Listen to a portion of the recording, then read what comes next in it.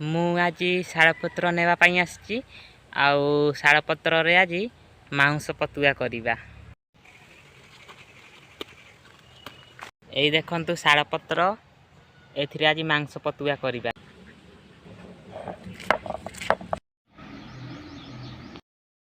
ମାଂସରେ ଲୁଣ, ହଳଦୀ, ବଟା ମସଲା ଦେଇକି ଭଲ ଭାବରେ ମିକ୍ସ କରିକି ଶାଳପତ୍ରରେ ପତୁଆ ବନେଇବା।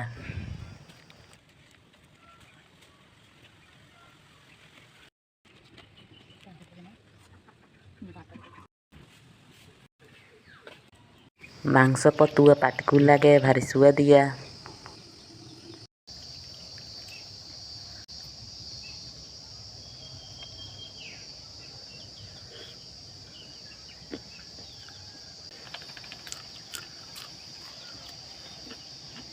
ମସ୍ତ ଲାଗୁଛି।